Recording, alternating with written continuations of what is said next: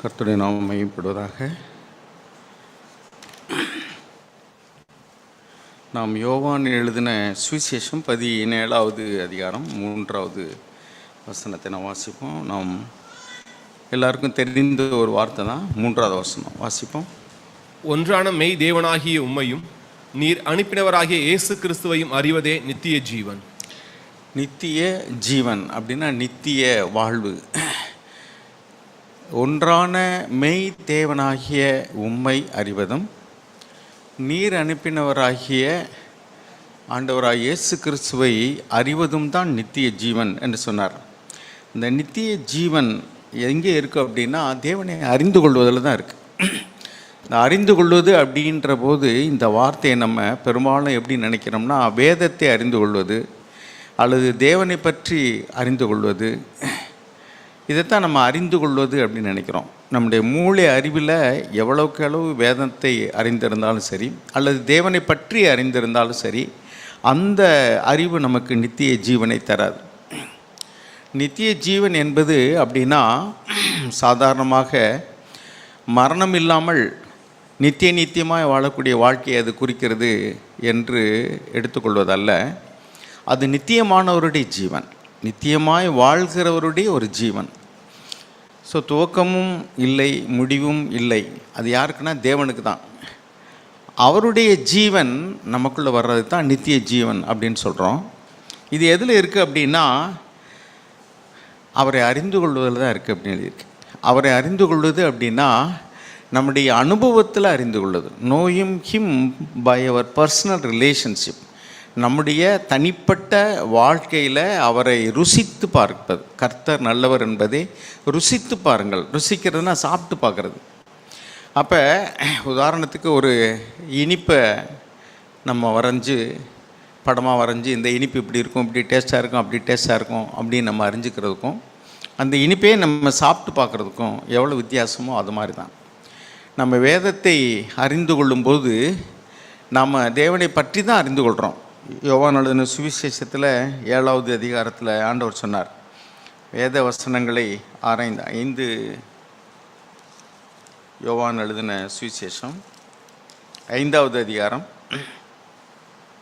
39-40 வசனத்தை வாசிங்க.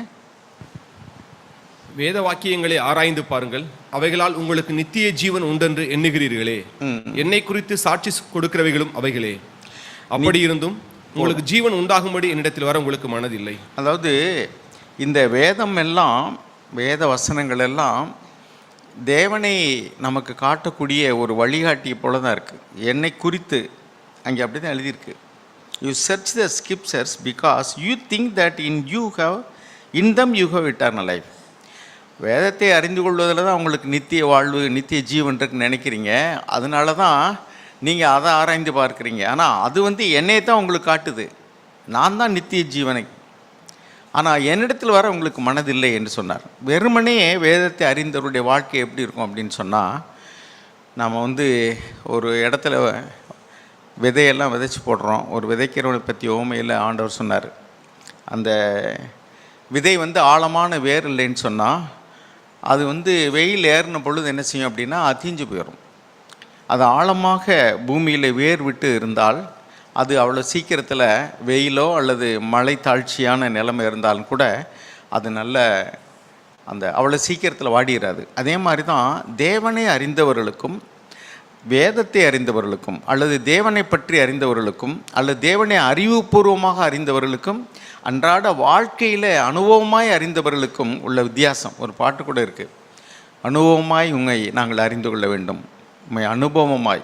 அப்படின்னா என் வாழ்க்கையில் நான் ஒவ்வொரு சூழ்நிலையிலையும் தேவனை கிட்டி சேரும் பொழுது அவர் எவ்வளவு நல்லவராய், எவ்வளவு வல்லவராய், எவ்வளவு அன்புள்ளவராய், எவ்வளவு என்னுடைய காரியத்தில் அக்கறை உள்ளவராய், என்னை விசாரிக்கிறவராய், நான் கூப்பிடுகிற சத்தத்தை கேட்கிறவராய், அவர் என்னுடைய பிரச்சனைகளெல்லாம் பார்த்து எனக்கு உதவி செய்கிறவராய், எவ்வளவு அவரால் செய்ய முடியாத ஒரு காரியமே இல்லை, இப்படி தேவனை அறிந்து கொள்வது.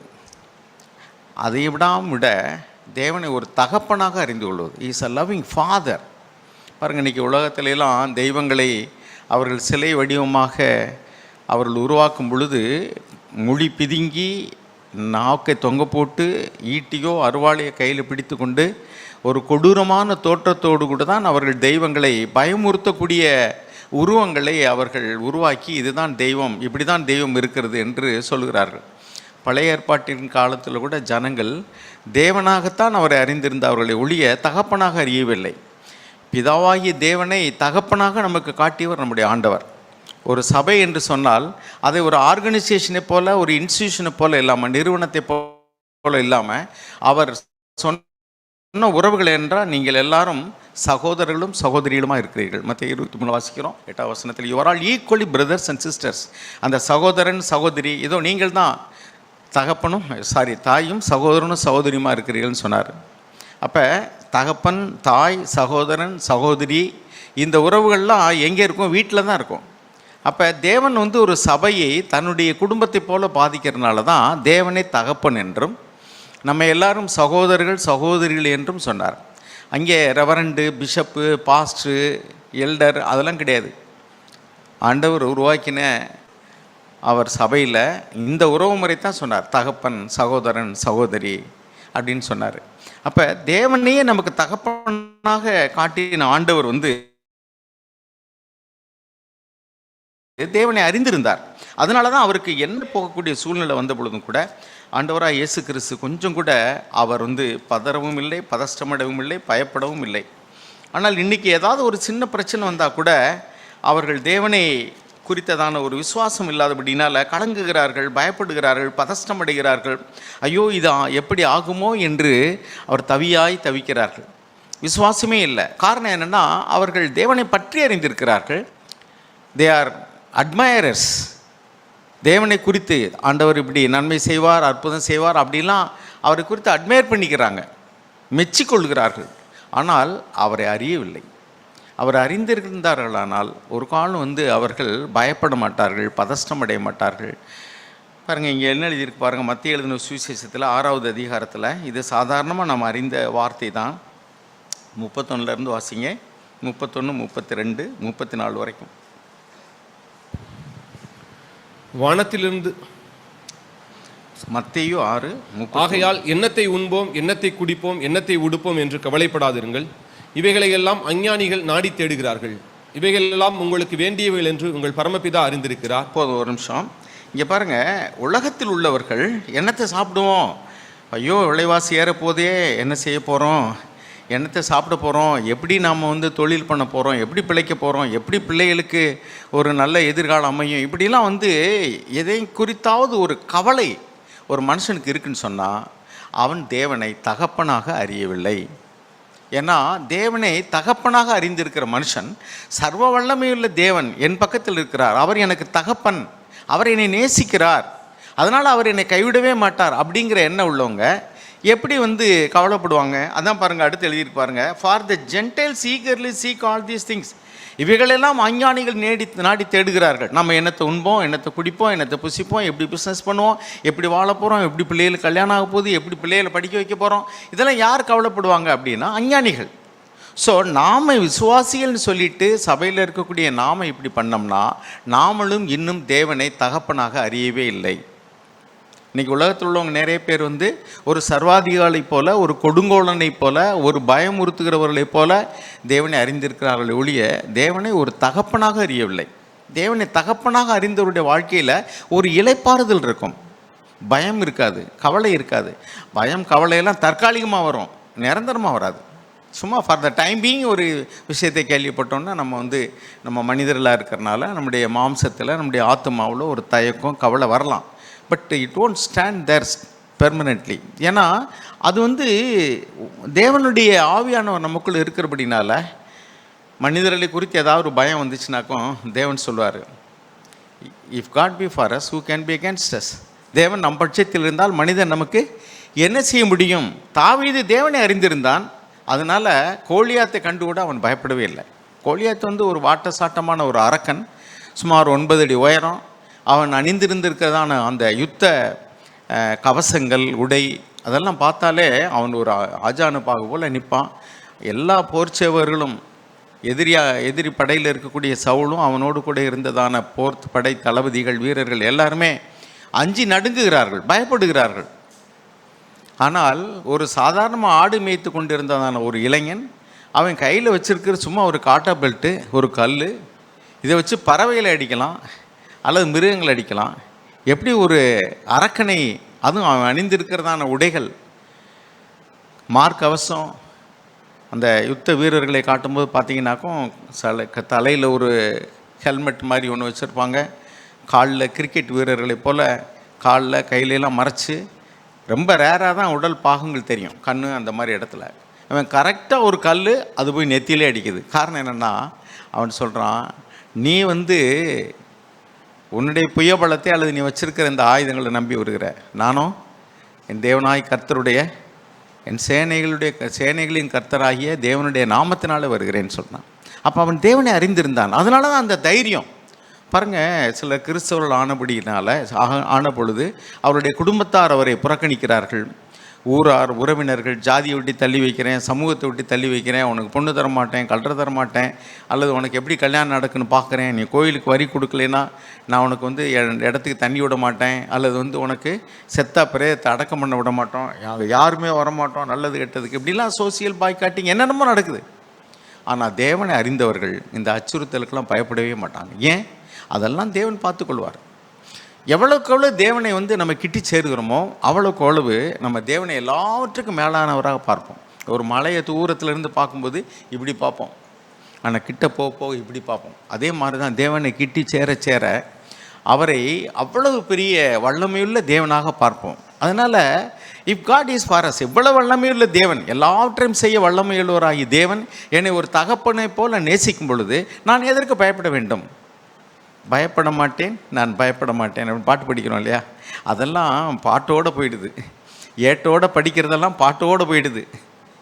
ஆனால் வாழ்க்கையில் நாம் பிரச்சனைகளை சந்திக்கும்போது நிறைய பேர் they prove that they don't have faith in God. அல்லது ஒரு அற்ப விசுவாசம், சும்மா லேசான விசுவாசம் தான்.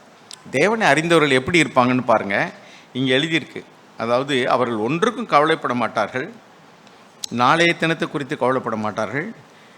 தானியேலுடைய புஸ்தகத்தில் 11வது அதிகாரம் 32வது வசனம், இனி நாம் சந்திக்க போகிறதான, அதாவது வரக்கூடிய நாட்கள் எவ்வளோக்கு அளவு உலகத்தின் முடிவுக்கு நாம் நெருங்கி வர்றோமோ அவ்வளோக்கு அளவு இந்த living as a Christian is going to be very difficult. அது 2 தீமோத்தேயு 3ஆம் அதிகாரத்தில் நம்ம வாசிக்கிறோம். இங்கே தானியேலுடைய புஸ்தகத்தில் 11வது அதிகாரம் 32வது வசனத்தினுடைய பின்பகுதியை வாசிங்க. தானியேல் 11:32. தங்கள் தேவனை அறிந்திருக்கிற ஜனங்கள் திடங்கொண்டு அதற்கு ஏற்றபடி செய்வார்கள். தேவனை ஒருவர் அறிந்திருக்கிறேன்னு சொன்னால், பிசாசானவன் ஒரு ஸ்மூத் வேர்ட்ஸ், அதாவது இச்சக பேச்சுகளினால் கள்ள மார்க்கத்தார் ஆக்கும்படிக்கு சாத்தான் மனிதர்கள் மூலமாக நம்ம நெருங்கி வருவான். பலவிதமான தவறான உபதேசங்களை நம்ப வைப்பான். பாடுகள், பிரச்சனைகள் வரும். இந்த உலகத்தில் ஆண்டவராக இயேசு கிறிஸ்துவை விசுவாசித்து நம்ம நேர்மையாக வாழும் பொழுது, உலகத்துக்கு ஒத்த வேஷம் தெரியாமல் சமரசம் செய்து கொள்ளாமல் தேவனுடைய சத்தியத்துக்காக நிற்கும் பொழுது நாம் அநேக பிரச்சனைகளை நாம் சந்திக்க வேண்டியிருக்கோம். அப்பொழுது இங்கே என்ன சொல்லுதுனாக்கும், the people who know their God will display strength and take action. இன்னொரு மொழிபெயர்ப்பில் நம்ம வாசிங்க, லிவிங் பைபிள் அல்லது என்எல்டி ஏதாவது இருந்தால் போடுங்க. லிவிங் பைபிள் அல்லது என்எல்டி, அதில் என்ன எழுதி பாருங்கள். இது என்னது? என்எல்டி லிவிங் பைபிள் இருக்கா? The people who know their God will but the people who know their God shall be strong and do great things. அது ஒவ்வொரு மொழிபெயர்ப்புலையும் வித்தியாசமான வார்த்தைகள் உபயோகப்படுத்தியிருப்பாங்க. அதில் என்னென்னா, தேவனை அறிந்தவர்கள் திடன் கொண்டு தைரியமாக இருப்பான். தே will grow from strength to strength. நீங்கள் ஒவ்வொரு பிரச்சனைகளையும் சந்திக்கும் போதும் உங்களுடைய விசுவாசம் பெருகி கொண்டே போகும். நீங்கள் இன்னும் கொஞ்சம் பலனடைந்து, பைபிள் எழுதியிருக்கு, அவர்கள் பலனடைந்து சாட்சிகளாக இருப்பார்கள். பரிசுத்த ஆவியானவர் வரும்பொழுது தேவனை நாம் அதிகமாக அறிய நாம் ஒவ்வொரு சூழ்நிலையிலையும் தேவன் நம்மை எவ்வளவாய் நேசிக்கிறார், தேவன் எவ்வளவாய் நம்மை கைவிடாது காப்பாற்றுகிறார், அவர் எவ்வளவாய் நம்முடைய கூக்குரலை கேட்கிறவர், நம்முடைய துன்பங்களிலிருந்து விடுதலை ஆக்குகிறவர். விசுவாசிக்கிறவர்களுக்கு வரக்கூடிய பிரச்சனைகள் அநேகமாக இருக்கும். ஆனால் தேவன் அவர் எல்லாவற்றிலிருந்து அவர்களை விடுதலை ஆக்குகிறார். சங்கீதம் 34:7-8 வாசிக்கிறோம். Taste and see that the Lord is good. கர்த்தர் நல்லவர் என்பதை ருசித்து பாருங்கள். அவர் தம்மை நோக்கி கூப்பிடுகிற யாவருக்கும் அவர் நல்லவராக இருக்கிறார், நன்மை செய்கிறவராக இருக்கிறார், பாதுகாக்கிறவராக இருக்கிறார். ஆனபடினால நான் பயப்பட வேண்டியதில்லை. அருமையானவர்களே, இந்த அறிவு நமக்கு வேணும். தேவனை அனுபவபூர்வமாக அறிந்து கொள்ளக்கூடியதான ஒவ்வொரு சூழ்நிலையிலையும் அவரையே அண்டிக் கொள்ளக்கூடிய. பாருங்கள், இன்றைக்கி நிறைய ஜனங்கள் they know the people who know God. அதாவது ஜனங்கள், தேவனை அறிந்த ஜனங்களை, தலைவர்களை அறிந்திருக்கிறார்கள். இப்போ உதாரணத்துக்கு நம்முடைய பெற்றோர்கள் நிறைய சொத்து வச்சுருந்தாங்கன்னா, அவங்க இறந்ததுக்கு பின்னாடி அந்த சொத்தை வாரிசு அடிப்படையில் நாம் உரிமை கொண்டாட முடியும், அதை சுதந்திரித்து கொள்ள முடியும். But not their faith. ஆனால் அவங்களுக்குள்ளே இருந்த விசுவாசத்தை நீங்கள் சுதந்திரித்து கொள்ள முடியாது. இந்த லீகசி, அதாவது நான் சொல்கிறது விளங்குன்னு நினைக்கிறேன். அதாவது நம்முடைய பெற்றோர்கள் இப்போ நிறைய செல்வாக்குள்ள தலைவர்களாக இருக்கிறாங்க. நிறைய சொத்து, பணம், பேங்க்கில் பணம் இருக்குது, அல்லது சொத்து, வீடு, வாசல், கார், எல்லாம் பங்களா எல்லாமே இறந்து அவங்களுக்கு பின்னாடி அந்த பிள்ளைகளுக்கு அது வாரிசின் அடிப்படையில் அவங்களுக்கு ஆட்டோமேட்டிக்காக சேர்ந்துடும், அல்லது நம்ம கிளைம் பண்ணலாம். ஆனால் அவர்களுக்குள்ளே இருந்த விசுவாசம், அவர்களுக்குள்ளே இருந்த தெய்வ நம்பிக்கை, அவர்கள் வாழ்ந்த பரிசுத்தமான ஒரு வாழ்க்கை, மாதிரியான வாழ்க்கை, அதெல்லாம் ஆட்டோமேட்டிக்காக வரவே வராது. ஏன்னா ரோமர் 14:12 அப்படி தான் வாசிக்கிறோம். Every one should give an account of himself to God and we all will stand before the throne of God. நாம் ஒவ்வொருவரும் தேவனுக்கு முன்பாக நிற்போம். ஸோ இதை நாம் சுதந்திரித்து கொள்ளவே முடியாது. எந்த தகப்பனுடைய அறிவையாவது நீங்கள் சுதந்திரித்து கொள்ள முடியுமா? அவருடைய அனுபவத்தை நீங்கள் சுதந்திரித்து கொள்ள முடியுமா? சொத்தை சுதந்திரித்து கொள்ளலாம். It is a physical property. அதனால் நாம் ஒரு தேவ பக்தி உள்ள சகோதரர்கள் நமக்கு மூப்பர்களாக இருக்கிறாங்க. அவர்களுடைய அனுபவம், அவர்களுடைய ஆவிக்குரிய வாழ்க்கையின் முதிர்ச்சி, அவர்கள் கடந்து வந்த பாதையில் அவங்க கற்றுக்கொள்ளக்கூடிய தேவன் பேரில் உள்ள விசுவாசம், இதையெல்லாம் நாம் பார்க்கத்தான் முடியும். சுதந்திரிக்கணும்னா அதை அனுபவமாக்கணும். ஸோ நாம் ஒவ்வொருவரும் இதை பிரயாசப்படணும். ஆண்டவரே, நீங்கள் உங்களை எங்களுக்கு வெளிப்படுத்தினால் ஒழிய நாங்கள் உங்களை தானாக அறிந்து கொள்ளவே முடியாது. அப்போ நம்ம தேடணும். தேடினா தான் கண்டறிய முடியும். ஒரு சிலருக்கு தான் தேவன் தேடாதவர்களாலே கண்டறியப்பட்டேன்னு எழுதியிருக்கிறார். ஏசாயா 65:1 நம்ம என்ன வாசிக்கிறோம்? என்னை தேடாதவர்களாலேயே நான் கண்டறியப்படும்படி செய்தேன்னு வாசிக்கிறோம். எல்லாருக்கும் அப்படி இல்லை. தேடுங்கள் அப்பொழுது கண்டடைவீர்கள் தான் எழுதியிருக்கு. 65வது வசனம் வாசிங்க. 65வது அதிகாரம் ஏசாயா 1. என்னை குறித்து விசாரித்து கேளாதிருந்தவர்களாலே தேடப்பட்டேன், என்னை தேடாதிருந்தவர்களாலே கண்டறியப்பட்டேன். என்னுடைய நாமம் விளங்காதிருந்த ஜாதியை நோக்கி இதோ இங்கே இருக்கிறேன் என்றேன். சாதாரணமாக எல்லாருக்கும் சொல்லப்பட்ட வார்த்தை என்னென்னா, தேடுங்கள் கண்டடைவீர்கள், தட்டுங்கள் திறக்கப்படும், கேளுங்கள் கொடுக்கப்படும். அப்போ நம்ம ஒவ்வொருவரும் தனிப்பட்ட வாழ்க்கை, இனி வரக்கூடிய காலங்கள் கொடிதாக இருக்கும்போது யார் யாரெல்லாம் தேவனை அறிந்திருக்கிறார்களோ, அவர்களோடு கூட உறவாடக்கூடிய அனுபவம் உள்ளவங்களாக இருக்கிறாங்களோ, எந்த பிரச்சனையினாலும் பிரதர் ஜெபம் பண்ணிக்கிறங்க, சிஸ்டர் ஜெபம் பண்ணிக்கிறங்க அப்படின்னு இல்லை. ஆண்டவரே, என் ஜெபத்தை நீர் கேட்பீர். ஆகாருடைய கண்ணீரை கண்ட தேவன். ஒரு பாட்டு படிக்கிறோம், ஆகாரின் கண்ணீரை காண்கின்ற தேவன். அவர் காண்கின்ற தேவன். ஆகார் பெயர் வைக்கிறார், அவர் காண்கிற தேவன். அவர் காண்கிற தேவன். பேதுரு சொல்கிறாரு, is a God who cares for you. அவர் உங்களை விசாரிக்கிற தேவன். அப்போ ஒவ்வொருவருடைய வாழ்க்கையிலையும் தேவன் எப்படிப்பட்டவருங்க அதை அறியணும். Is a God who can do anything and everything. எல்லாவற்றையும் செய்ய வல்லவர். நீர் எல்லாவற்றையும் செய்ய வல்லவர். தீர்க்கதரிசிகிட்ட போய் கேட்குறார். எசேக்கியேல் 37 வாசிக்கிறோம். வெறும் எலும்பு கூடு குமிஞ்சு போய் கிடக்கு. அவர் கேட்குறாரு, மனுபுத்திரனே, இதெல்லாம் உயிர் பெற்று எழும்ப முடியுமா? தேவரீர் அறிவீர். நம்மளாக இருந்தால் அது எப்படி முடியும்? தேவனை அறியாதவங்க என்ன சொல்லுவான்? அதெல்லாம் எப்படி முடியும்? எசேக்கியேல் 37:1 வாசிங்க. எசேக்கியேல் 37 அதெல்லாம் எப்படி ஆகும்? எலும்பு கூடு அதெல்லாம் சாகிறதுக்கு முன்னாடி கொண்டு வந்தால் ஆஸ்பத்திரியில் காப்பாற்றிடும்பாங்க. செத்த முன்னாடி கொண்டு வந்தால் கொஞ்சம் முன்னாடி கொண்டு வந்திருந்தால் பரவாயில்லங்கன்னு சொல்லுவாங்க. ஆனால் தேவன் அப்படி இல்லை. தேவனால் கூடாத காரியம் ஒன்றுமே இல்லை. இதெல்லாம் நம்ம நிறைய கேட்டிருக்கிறோம், நிறைய இதை பற்றி பிரசங்கம் பண்ணலாம். ஆனால் நம்முடைய வாழ்க்கையில், நம்முடைய பிள்ளைகளுடைய வாழ்க்கையில் ஏதாவது ஒன்றுனாக்கும், நான் சொன்னேன், தற்காலிகமாக ஒரு பதஷ்டம், பயம் வரலாம். அது மனிதர்களாக இருக்கிறனால. But not permanently. கொஞ்ச நேரத்தில் நம்ம ஜெபம் பண்ணோம்னா அது தேவன் நீக்கி போடுவார். சுவாசிக்கிறவன் பதறான். பாருங்க, 37:1 வாசிங்க.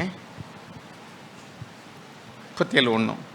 எசேக்கியேல் 37. கர்த்தருடைய கை என் மேல் அமர்ந்து கர்த்தர் என்னை ஆவிக்குள்ளாக்கி வெளியே கொண்டு போய் எலும்புகள் நிறைந்த ஒரு பள்ளத்தாக்கின் நடுவில் நிறுத்தி என்னை அவைகளின் அருகே சுற்றி நடக்க பண்ணினார்.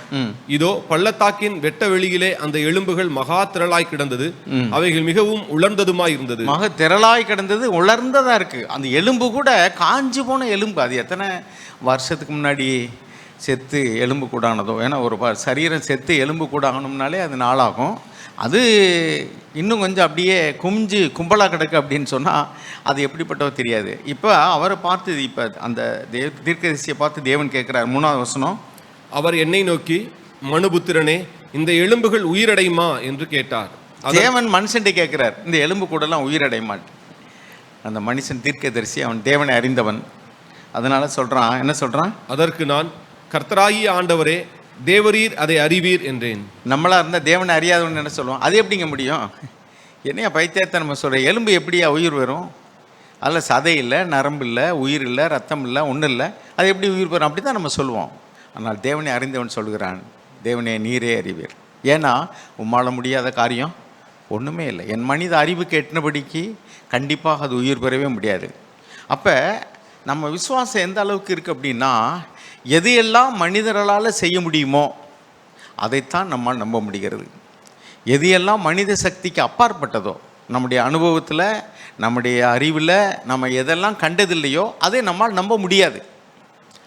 ஆனால்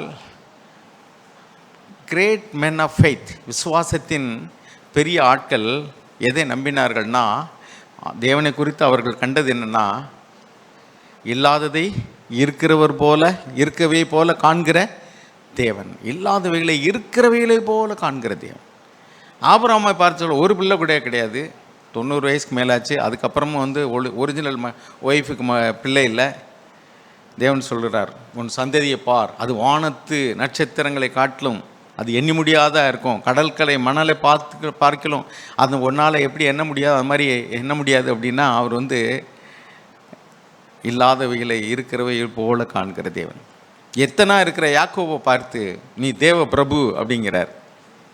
கிதியோனை பார்த்து பராக்கிரமசாலியே அப்படிங்கிறார். அவன் பயந்தாங்குள்ளி, அவன் சிரிக்கிறான். சாராளை பார்த்து நீ ஒரு பிள்ளையை பெறுவாய் அப்படின்னா, இனிமே எப்படி எனக்கு பிள்ளை வரும், சிரிக்கிறாள். ஆனால் தேவனோ இல்லாதவைகளை இருக்கிறவை போல காண்கிற தேவன். He sees the future ahead of times. பல வருஷங்களுக்கு பின்னாடி நடக்க போகிறத அவர் இப்போவே பார்க்குறார். நம்மளால் பார்க்க முடியாது, நம்ம சிரிக்கிறோம், நம்மளால் நம்ப முடியலை. தேவனால் கூடாத காரியம் ஒன்றுமே இல்லை. இதை யாரெல்லாம் விசுவாசிக்கிறாளோ அவர்களிடத்தில் அவர் சந்தோஷமாக இருக்கிறார். இப்படிப்பட்ட விசுவாசத்தை நான் இஸ்ரவேல் ஜனங்களுக்குள்ளேயும் பார்க்க முடியலையேங்கிறார், ஆச்சரியப்படுகிறார். அதே சமயத்தில் அவிசுவாசத்தை பார்த்து மார்க் 6ஆம் அதிகாரத்தில் சொந்த ஊரில் அவரால் அநேக அற்புதங்களை செய்ய முடியல. காரணம் என்னென்னா, அவர்கள் அவிசுவாசத்தை குறித்து ஆச்சரியப்பட்டார்னு எழுதியிருக்கு. ஒரு இடத்துல விசுவாசத்தை குறித்து ஆச்சரியப்படுகிறார்.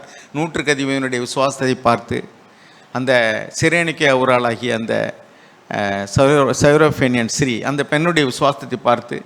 ஆனால் இங்கே மார்க் எழுதின சுவிசேஷம் 6ஆம் அதிகாரத்தில் 6வது வசனத்தில் அவர்களுடைய அவிசுவாசத்தை குறித்து ஆச்சரியப்பட்டு. ஸோ விசுவாசமும் அவருக்கு ஆச்சரியமாக இருக்குது. விசுவாசிக்க வேண்டிய நபர்களிடத்தில் அவிசுவாசத்தை பார்க்கும்போது அதுவும் ஆச்சரியமாக இருக்கு. ஏப்பா, இவ்வளவு தூரம் நான் அற்புதம் செஞ்சு உங்களுக்குள்ள விசுவாசம் இல்லையே. நான் அருமையானவர்களே, நம்ம தேவனை அறிந்து கொள்ளும் பொழுது இன்னும் what are the marks of people who know their God? தேவனை அறிந்தவர்கள் பலத்தின் மேல் பலன் அடைவார்கள். They will grow from strength to strength. they will stand firm in their faith. அவர்கள் விசுவாசத்தில் உறுதியாக இருப்பாங்க. என்ன பாடுகள் வந்தாலும் சரி, உபத்திரவங்கள் வந்தாலும் சரி, அவர்கள் தேவனுடைய விசுவாசத்தை விட்டு அவர்கள் அசையவே மாட்டார்கள். என்னை கொன்று போட்டாலும் நான் உண்மையில விசுவாசமாக இருப்பேன்னு சொன்னாங்க. இதுதான் விசுவாசத்தின்னா தேவனை அறிந்தவர்களால் தான் முடியும். வசனத்தை அறிந்தவர்கள், பைபிளை அறிந்தவர்கள் மனப்பாடமாக வசனத்தை தெரிந்திருக்கலாம், சாத்தானுக்கும் தெரியும். அப்படி அல்ல. அடுத்தாப்புல ஒரு வசனத்தை நம்ம வாசிப்போம். 1 யோவான் 2வது அதிகாரம் 3-4 வசனம். தேவனை அறிந்தவர்களுடைய லட்சணம் ஒன்று, அவர்கள் தைரியமாக இருப்பார்கள், எந்த சூழ்நிலையும் அசைக்கப்பட மாட்டார்கள், பலத்தின் மேல் பலன் அடைவார்கள். அப்புறம் 1 யோவான் 2ஆம் அதிகாரம் 3-4 வசனம். அவருடைய கற்பனைகளை நாம் கை கொள்கிறவர்களானால் அவரை அறிந்திருக்கிறோம் என்பதை அதனால் அறிவோம். அவரை அறிந்திருக்கிறேன் என்று சொல்லியும் அவருடைய கற்பனைகளை கை கொள்ளாதவன் பொய்யனாயிருக்கிறான், அவனுக்குள் சத்தியம் இல்லை. ஒருவன் தேவனை அறிந்திருக்கிறேன்னு சொன்னா நம்ம எல்லாருமே சொல்லுவோம், நாங்கள் தேவனை அறிந்திருக்கிறோம், we know our God.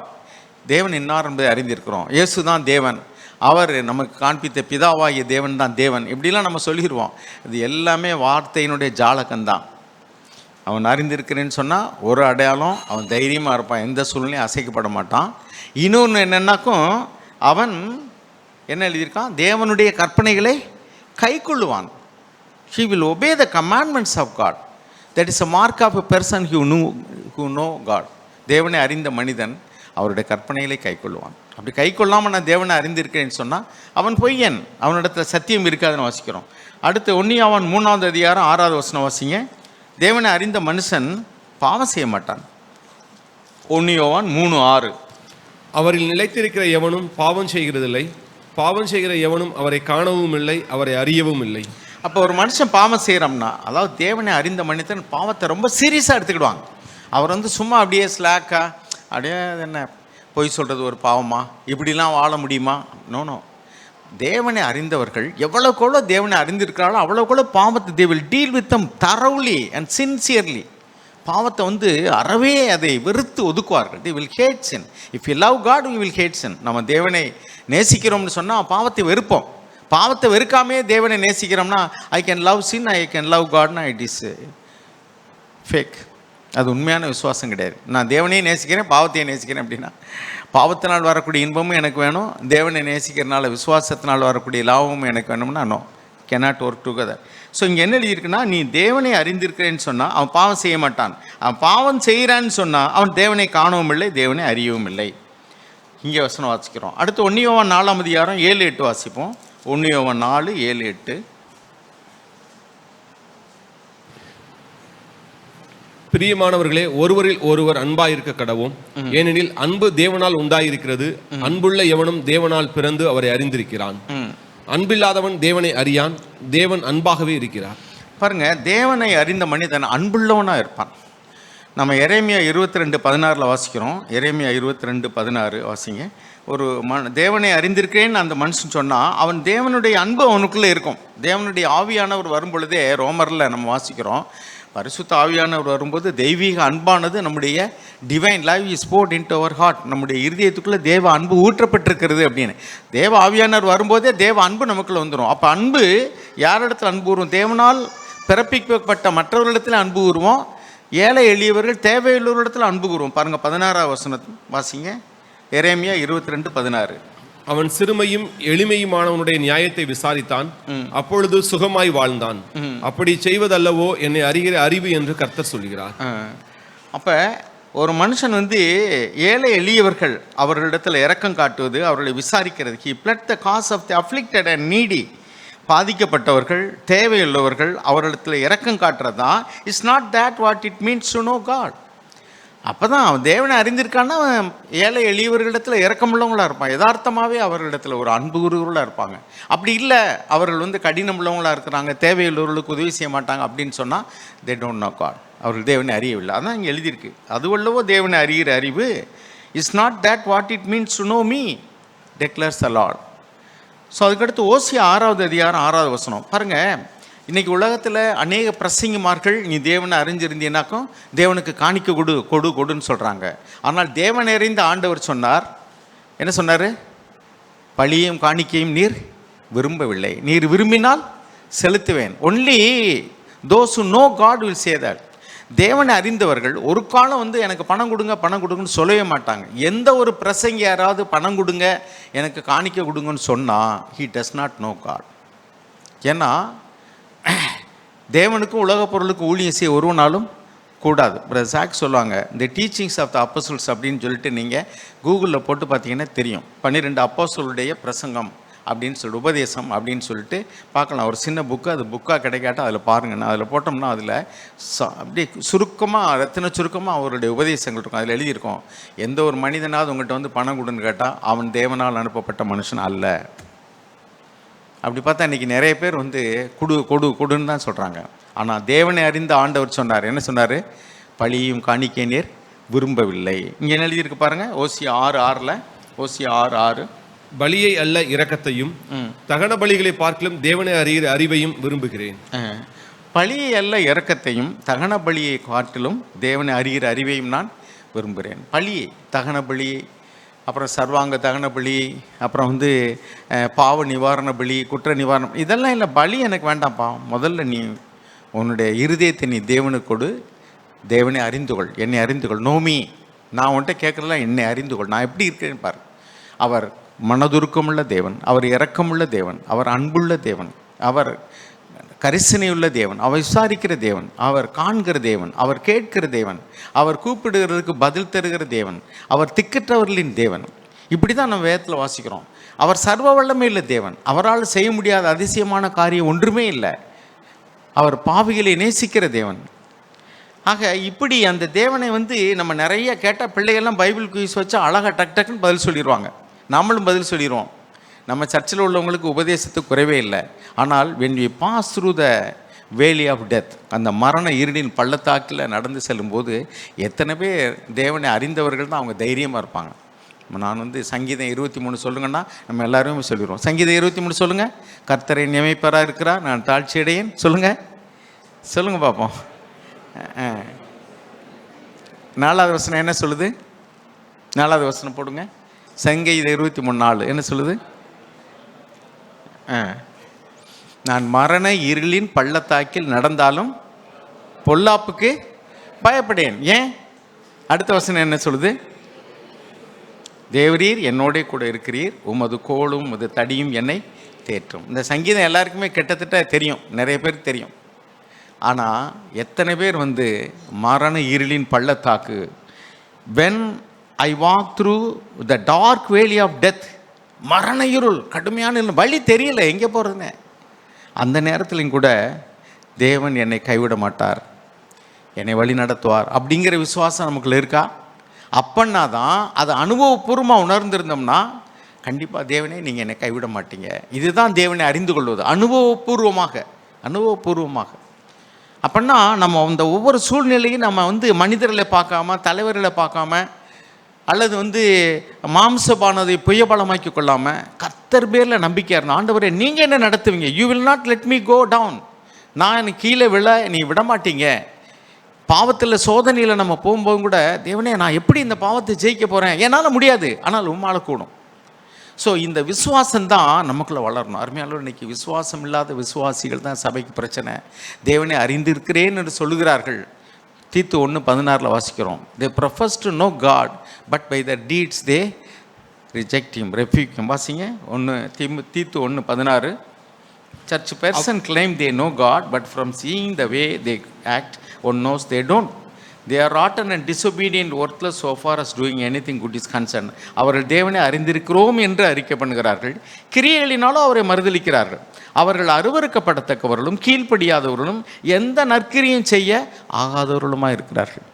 அருமையானவர்களே, நம்முடைய வாழ்க்கையில் நீங்கள் வரக்கூடிய நாட்களில் தேவனோடு கூட எனக்கும் தேவனுக்கும் இடையில் வேறு யாரும் வரக்கூடாது, எந்த மூப்பரும் வரக்கூடாது, எந்த பிரசங்கமாரும் வரக்கூடாது. வேத வசனங்கள் வந்து நமக்கு வழிகாட்டிகளாக இருக்கிறது ஒழிய இட் கேனாட் ரீப்ளேஸ். அதாவது no book can replace a டீச்சர்பாங்க, no teacher can replace a book. அதுவும் உண்மைதான். நமக்கு வேதமும் வேண்டும், வேதத்தை கொடுத்த தேவனும் வேண்டும். அது ரெண்டில் எது வேணும்னு கேட்டால் தேவன் தான் வேண்டும். ஏன்னா வேதத்தையே கொடுக்குறவர் அவர் தான்.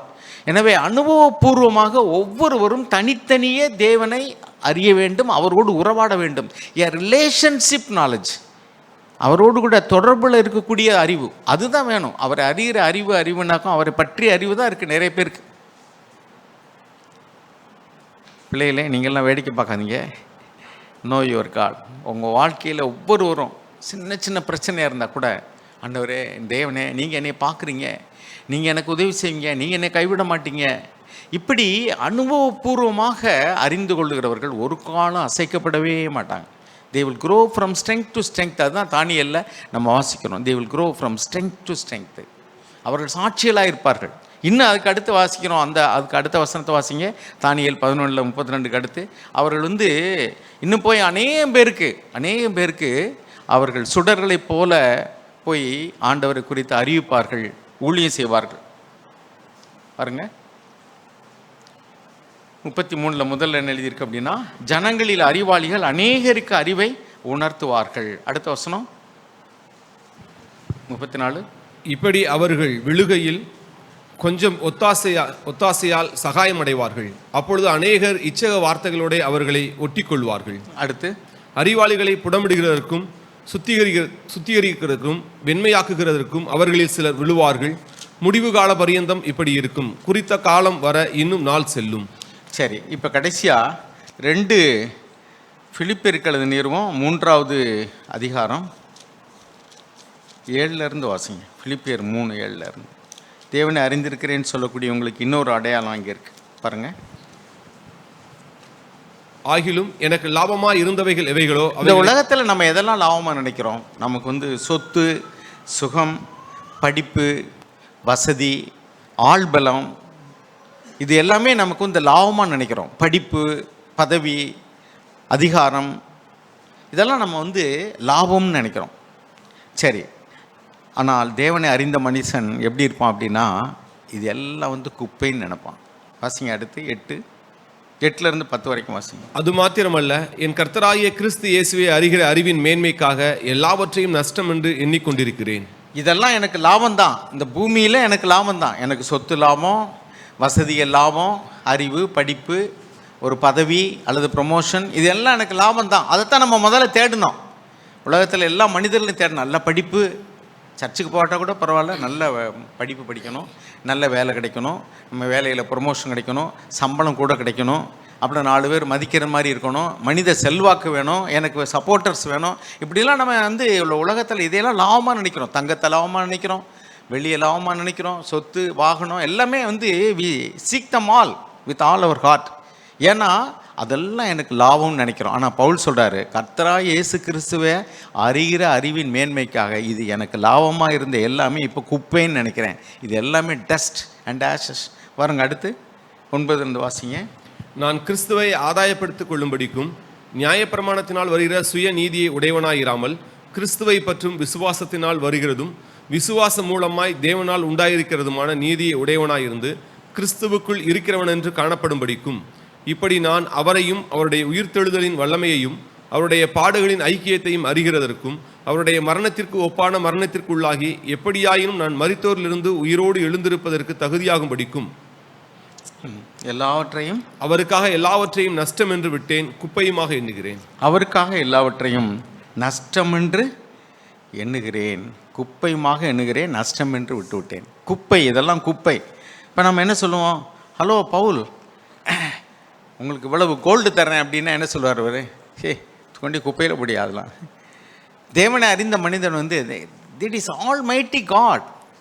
தேவன் சர்வ வல்லமையுள்ள தேவன். அவர் என்னோடு கூட இருந்தால் பணம் என்னத்துக்கு? அதாவது பேங்க் அக்கௌண்ட்டில் வந்து இப்போ நம்ம அக்கௌண்ட்டில் வந்து இப்போ ஜிபே பண்ணுற அளவுக்கு பணம் நிறையா இருந்துச்சுன்னா நம்ம காசு எடுத்துகிட்டு போமா? எங்கேயுமே எடுத்துகிட்டு போக மாட்டோம். காரணம் என்னென்னாக்கா, அதுதான் பேங்க்கில் அக்கௌண்ட்டில் பணம் இருக்குது, ஜிபே பண்ணலாம், கையில் செல்ஃபோன் இருக்குது, போதும். நீங்கள் எங்கே போனாலும் வந்து பணமே எடுத்துகிட்டு போக முடியல. இப்போ கேஷ்லெஸ் எக்கனாமின்னு சொல்கிறோம்ல, அப்படி. அதே மாதிரி தான் தேவனே நம்மோடு கூட இருந்தார்னா நம்ம அக்கௌண்ட்டில் பணம் இல்லாட்டான்னு பரவாயில்ல, நம்ம வந்து எல்லாமே குப்பைன்னு நினைப்போம். பணத்தை குப்பைன்னு நினைப்போம், சொத்து, பதவி, அதிகாரம். தேவனை அறிந்த மனிதர்கள் அப்படி தான். நிறைய பேர் இன்றைக்கி தேவனை அறிந்தவர்கள் வந்து வேலையெல்லாம் ரிசைன் பண்ணிட்டு வர்றாங்களே. ஒரு காலத்தில் ஜாக் சொல்லுவாங்க, அவர் வந்து இந்த நேவல் இதுலேயே வந்து சீஃப் அட்மிரலாக வரணும், இந்தியா கடல் படையினுடைய தலைமை தளபதியாக வரணுங்கிறது தான் அவருடைய நோக்கம். அவர் சின்ன வயசுலேயே போய் அந்த மிலிட்ரி அகாடமியில் படிச்சுட்டு அவர் வந்து அந்த லெஃப்டினன்ட் ஆகிட்டார் எடுத்தோடனே. அப்போ டாப்பில் கண்டிப்பாக போயிருக்க முடியும்னு சொன்னார். அப்போ போயிருக்க முடியும், ஆனால் அதுக்காக தான் போனார், அதுக்காக தான் படித்தார். ஆனால் கடைசியில் தேவனுடைய அழைப்பை ஏற்ற உடனே தேவனுடைய ஒரு ஊழியக்காரராக இருக்கும் பொருட்டு இது எல்லாம் வந்து எனக்கு வேண்டாம். எதெல்லாம் முதல்ல தேடினமோ ஆசையா, அதெல்லாம் இப்போ வேண்டாம். அப்போ முதல்ல பவுல் அதுதான் சொல்கிறார் 7ஆம் வசனத்தில், எதையெல்லாம் நான் லாபம்னு நினச்சி தேடினேனோ ஆர்வமாக, அதெல்லாம் இப்போ குப்பைன்னு விட்டுறேன். வேலை வேணும், நிறைய சம்பாதிக்கணும் அப்படின்னு நினைக்கிறாங்க. நிறைய பேர் வந்து வேலை எழுதி கொடுத்துட்டு வந்து வேண்டாம், நான் ஆண்டவர் ஊழியம் செய்ய போகிறேங்கிறாங்க. கவர்மெண்ட் சர்வன்ட்ஸ் நிறைய பேர் இப்படி வந்திருக்காங்க. ஏன்? மத்திய எழுதின சுவிசேஷத்தில் 19ஆம் அதிகாரத்தில் 27 நினைக்கிறேன், பேதுரு கேட்பார், இவைகளெல்லாம் நாங்கள் எல்லாவற்றையும் விட்டு வந்து உண்மை பின்பற்றினோமே, எங்களுக்கு என்ன கிடைக்கும் அப்படின்னு கேட்டார். அது 20ஆம் அதிகாரத்தில் பின்னாடி அவர் சொல்கிறாரு. 20ஆம் அதிகாரத்தில் உதாரணத்தை சொல்லிட்டு, ஆகிலும் என்ன கிடைக்கும்னு ஒருத்தன் என்னை பின்பற்றி வந்தால் முந்தினோர் அநேகர் பிந்தினோராக இருப்பாங்க. தேவனை அறிந்தவர்கள் மனிதர்கள் வந்து இப்போ சபையில் இருக்கிறோம். நான் தேவனை அறிந்தோம்னா தேவனுக்காக என்ன ஒன்று செய்கிறதுக்கு எனக்கு என்ன கிடைக்கும்? எனக்கு இங்கே ஏதாவது ஒரு பதவி கிடைக்குமா? என்னை யாராவது முன்னாடி நின்று மெச்சுக்கொள்வாருங்களா? எனக்கு சபையில் வந்து ஒரு ஏதாவது ஒரு மூப்பர்னோ அல்லது ஏதாவது ஒரு ஒரு பொறுப்பு கொடுப்பாங்களா? அல்லது எல்லாரும் என்னை மெச்சுக்கொள்வாங்களா? எனக்கு பணம் கிடைக்குமா? ஏதாவது காசு கிடைக்குமா? No, it is my father's business. தேவனுக்காக ஒன்றை செய்கிறதுக்கு வந்து கரும்பு திங்கிறதுக்கு கூலி வேணுமான்னு கேட்பாங்கள்ல. கரும்பே திங்கிறதுக்கு டேஸ்ட்டு தான், அப்போ கூலி எனத்துக்கு எனக்கு அப்படிங்கிறது மாதிரி கேட்பா. இவ்வளோ கரும்பை நீ தின்னுட்டேன்னா உனக்கு வந்து 10,000 தரேன்னு சொன்னால் சரி, அட என்னையா கரும்பு திங்கிறதுக்கு கூலி அம்மம்ல, ஏன்னா அதுவே டேஸ்ட்டு. அதே மாதிரி தான் தேவனுக்காக ஒன்றை செய்கிறதுக்கு வாய்ப்பு எனக்கு கிடைக்காதான்னு நினைப்பாங்க. வாய்ப்பு எனக்கு கிடைக்காதா? ஆண்டவருக்காக இரவு பகல் பார்க்காம ஊழியம் செய்வாங்க. அவங்களுக்கு சம்பளமே கிடையாது. பரவாயில்ல, எனக்கு ஒன்றுமே வேண்டாம், யாராவது கொடுத்தாலும் எனக்கு வேண்டாங்க. I don't want your money. நான் உங்களிடத்தில் உள்ளது உங்களுடையதே அல்ல, உங்களையே தேடுகிறேன். எனக்கு நீங்கள் கொடுக்குற காசு வேண்டாம், பணம் வேண்டாம். I want you for God. தேவனுக்காக நீங்கள் எழும்பணும், அதுதான் என்னுடைய ஆசை. நேர்மானவர்களே, யோவான் அதான் சொன்னார், என் பிள்ளைகள் சத்தியத்தின்படி நடக்கிறார்கள் என்ற சந்தோஷத்திலும் பெரிய சந்தோஷம் எனக்கு இல்லவே இல்லை. அப்போ அவருடைய பார்வையில் வந்து எது மேன்மையானது அப்படின்னா, என்னுடைய பிள்ளைகள் சத்தியத்தின்படி நடக்கணும், அதுதான் எனக்கு பெரிய சந்தோஷம். எனக்கு சொத்தில் சந்தோஷம் கிடையாது. இன்றைக்கி தங்கம் வந்து ₹1,00,000 விற்கிது, உங்களுக்கு இந்தாங்க ஒரு 100 பவுன் அப்படின்னு சொன்னால் தானியிட்ட போய் சொன்னாங்க, உனக்கு வந்து அப்படி பெரிய நிறைய இதெல்லாம் தர்றோம் அப்படின்னு சொல்லிட்டு. அவர் சொன்னார், அதை கொண்டு நீங்களே வச்சுக்கோங்க, அது எனக்கு வேண்டாம், நான் தேவனுடைய வேலை செய்கிறேன்னார். தேவனுடைய உண்மையான ஊழியக்காரர்கள் ஒரு காலம் பணத்தின் பின்னாடி போகவே மாட்டாங்க. இந்த பவுலை போல் அதையெல்லாம் குப்பையை நினைக்கலைன்னா அவங்க தேவனுடைய ஊழியக்காரர் அல்ல, தேவனை அறியலைன்னு அர்த்தம். ஸோ பட்டம், பதவி, ப்ரமோஷன், சொத்து, சுகம், லாபம் அல்லது மற்றவர்களுடைய மனிதரால் வரக்கூடிய புகழ்ச்சி, மகிமை எல்லாம் குப்பை. ஒரு காலத்தில் நம்ம அதுக்காக தான் ஓடி இருப்போம், ஆனால் இன்றைக்கி அதெல்லாம் குப்பை. ஸோ தேவனை அறிந்து கொள்ளக்கூடிய அந்த உறவு நமக்குள்ளே வேணும். தேவன் சொன்னார், நாங்கள் ஊழியம் செஞ்சோம், தேவனை அறியாமலே ஊழியம் செய்ய முடியும். அதனால தான் யோவான் மத்தேயு 7:21-22 நம்ம வாசிக்கிறோம், நாங்கள் வந்து இதோ தீர்க்கதரிசனம் உரைத்தோமே, அற்புதம் செஞ்சோமே, பிசாசை துரத்தணுமே, ஆண்டவர் சொல்கிறேன், நான் உங்களை அறியேன், என்னை விட்டு அகன்றிருப்போங்க. அப்போ தேவனை அறியாமலே அவங்க ஊழியம் செஞ்சுருக்காங்க. ஆண்டவர் அவரை அறியமில்லைன்னா என்ன அர்த்தம்? அவங்க தேவனுக்கும் அவங்களுக்கும் ஒரு உறவும் கிடையாது, ஆனால் ஊழியம் செஞ்சாங்க. அதனால் ஊழியம் செய்கிறதுனாலையோ, பைபிளில் நிறைய படிச்சிருக்கிறனாலையோ, வசனங்களை மனப்பாடம் பண்ணி இருக்கிறனாலையோ, அல்லது தேவனுக்காக காணிக்கை கொடுத்ததுனாலையோ நாம் வந்து தேவனை அறிந்திருக்கிறோம்ன்றது கிடையவே கிடையாது. சாத்தான் நிறைய அறிஞ்சிருக்கிறான், நிறைய அவங்களே சொல்கிறாங்க, நிறைய நாங்கள் ஊழியம் செஞ்சோங்கிறாங்க. தேவன் சொல்கிற, ஐ டோன்ட் நோ யூ. அப்போ தேவனை, வேதத்தை அறிந்த பின்னாடி பாவம் செய்ய முடியுமா? செய்ய முடியும். பாவத்தை எப்போ செய்ய முடியும்னாக்கா வேதத்தை அறிந்த பின்னாடியும் செய்ய முடியும். அருமையானவர்களே, நாம் யோசிச்சுப்போம், நம்மளே ஏமாற்றிக்கிற வேண்டாம். நம்ம வேதத்தை அறிந்திருக்கிறோமா, தேவனை அறிந்திருக்கிறோமா? தேவனை பற்றி அறிந்திருக்கிறோமா அல்லது தேவனை அறிந்திருக்கிறோமா? தேவனுடைய மனிதர்களை அறிந்திருக்கிறோமா அல்லது தேவனை அறிந்திருக்கிறோமா? இன்றைக்கி நிறைய பேருக்கு வந்து சாக்பதை தெரிஞ்ச அளவுக்கு தேவனை தெரியாது. I can challenge in CFC. நான் உண்மையாக சொல்கிறேன், சிஎஃப்சி சர்ச்சில் இருந்து தான் பேசுகிறேன். சிஎஃப்சி சர்ச்சில் இருக்கக்கூடிய நிறைய பேருக்கு சாக்பதரை பற்றியும் சாக்பதர் மூலமாக கேள்விப்படுகிற தேவனுடைய வார்த்தையும் தெரிஞ்ச அளவுக்கு தேவனை தெரியாது. விசுவாசிகள் என்று பேர் எடுக்கிறவர்களுக்கு விசுவாசமே இல்லை, அவங்க லைஃப்பில் பார்க்குறோம். ஸோ தேவனை அறிந்தேனுங்கிறக்கு அடையாளம் என்னென்னாக்கும், அவர்கள் இந்த உலக பிரகாரமான ஆசீர்வாதங்களை எல்லாம் குப்பையாக நினைப்பாங்க. ஆனால் இன்றைக்கி சுவிசேஷமாக என்னவா அறிவிக்கிறாங்க? உலக பிரகாரமான ஆசீர்வாதத்தை தான் சுவிசேஷமாக அறிவிக்கிறாங்க. கர்த்தர் உன்னை மேலாக்குவார், கர்த்தர் உன்னை ஆசீர்வதிப்பார், கர்த்தர் உனக்கு வேலை கொடுப்பார், உனக்கு வேண்டியதெல்லாம் கொடுப்பார். ஆனால் தேவனை அறிந்தவர் என்ன சொல்லுவாங்க? தானியேலை போல சொல்லுவாங்க, என் தேவனாகி கர்த்தர் என்னை விடுதலையாக்க வல்லவர், அவர் விடுதலை ஆக்கினாலும் சரி, ஆக்காமல் போனாலும் சரி, நான் நீர் வைத்த இந்த பொற்சிலையை என்ன செய்ய போகிறதில்ல, வழங்க போகிறதே இல்லை. இதுதான் தேவனை அறிந்த மனிதர்கள். அவர்கள் உலக ஆசீர்வாதங்களுக்காக தேவனை தேடலை, உலக பிரகாரமான பிழைப்புக்காக ஊழியம் செய்ய வரல. இன்றைக்கி நிறைய பேர் ஊழியத்துக்கு எப்படி வந்திருக்காங்கனாக்கும், வேலை இல்லையா, அவங்க திறமையே இல்லாமல் இருப்பாங்க, வேலையே இல்லாமல் இருப்பாங்க. அவங்களுடைய அப்பா ஊழியம் செஞ்சுருப்பார், இவர் ஒரு பைபிள் காலேஜில் படித்து வந்து அந்த சபைக்கு வந்து இப்போ ஆஸ்பத்திரி கட்டி டாக்டர்ஸ் வந்து கிளினிக் நடத்துனாங்கன்னா அவங்க பிள்ளைகளுக்கு லட்சக்கணக்கில் பணம் கொடுத்து அவருக்கு ஒரு டாக்டருக்கு படிக்க வச்சு மேனேஜ்மெண்ட் கோட்டாவில் டாக்டர் ஆக்கிடுவாங்க. அந்த கிளினிக்கில் அவர் டாக்டர்னு பாரு, ஸ்டெத்தோஸ்கோப் போட்டுட்டு ஒயிட் கோட் போட்டாச்சுன்னா டாக்டர். அவங்க அப்பாவுடைய அனுபவம் அவருக்கு இருக்குமா? அவங்க அப்பா கிளினிக் ஆரம்பித்தார், அவருக்கு வந்து திறமை இருக்கும், இவருக்கு திறமையே இருக்காது, சும்மா படித்து வந்து பிஸ்னஸை ஹேண்டில் பண்ணுற மாதிரி. இன்றைக்கி நிறைய ஊழியங்கள் அப்படி தான் நடக்குது. அப்பாவுடைய பிஸ்னஸை மகன் செய்கிறது ஒரு பிஸ்னஸ் மாதிரி ஆயிடுச்சு. இன்றைக்கி தேவனை அறிந்தவர்கள் ஒரு காலம் வந்து பட்டம், பதவி, பணம், வசதி, சொத்து, சுகம் இதுக்கு பின்னாடி போகவே மாட்டாங்க. இதெல்லாம் எனக்கு குப்பை.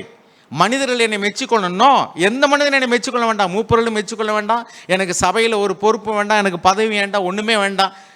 எனக்கு எங்கே சந்தர்ப்பம் கிடைக்குதோ ஆண்டவரை நான் பற்றி சொல்லுவேன். ஆண்டவருடைய ஊழியத்தை செய்வேன். தேவன் மாத்திரம் என்னை பார்த்தா போதும்.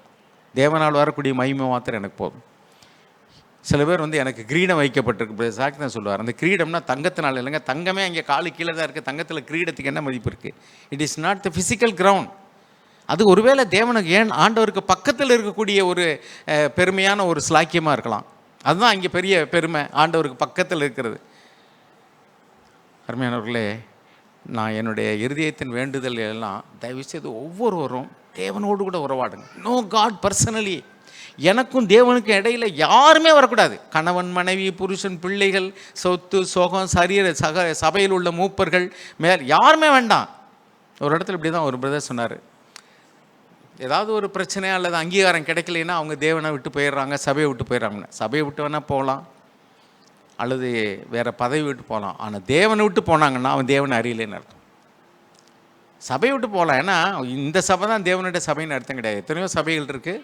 இது வந்து ஒரு ஸ்கூல் மாதிரிக்க, தேவனை அறிந்து கொள்றதுக்கு நமக்கு வந்து ஒரு நல்ல ஒரு பள்ளிக்கூடம் மாதிரிக்க.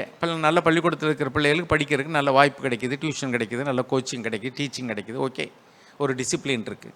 அது மாதிரி ஒரு நல்ல சர்ச். ஆனால் இந்த சர்ச் இல்லாமல் வேறு சர்ச்சில் உள்ளவங்களுக்கு ஆண்டவரே சொன்னார், இந்த தொழுவத்தை சேராத ஆடுகள் எனக்கு உண்டுன்னு சொன்னார். So anywhere if they trust in God. ஏன்னா ஆண்டவரால் தான் ரட்சிப்பை ஒழிய சபையினால் அல்ல, உபதேசத்தினால அல்ல. நாம் இன்றைக்கி அநேக நேரங்களில் தேவனை அறியாதனால, உபதேசத்தை மாத்திரம் அறிந்திருக்கனால, we know the doctrine but not the Lord. We know the people who know God. தேவனை அறிந்த மனிதர்களை பார்த்துருக்குறோம், ஆனால் தேவனை அறியவில்லை. பர்சனலாக ஒவ்வொருவரும் தேவனோடு கூட உறவாடவில்லை என்றால் வரக்கூடிய நாட்களில் நம்ம சந்திக்கக்கூடிய பிரச்சனை இல்லை. நம்ம சோர்ந்து போவோம், தேவனை விட்டு பின்மாறி போயிடுவோம், அல்லது தவறான உபதேசக்காரர்களால் தவறால் வழி நடத்தப்படுவோம். Be careful. Know God personally. ஒவ்வொருவரும் தனித்தனியே தேவனோடு கூட உறவாட வேண்டும். May God open our eyes. தேவன் நம் கண்களை திறந்தல்வாராக.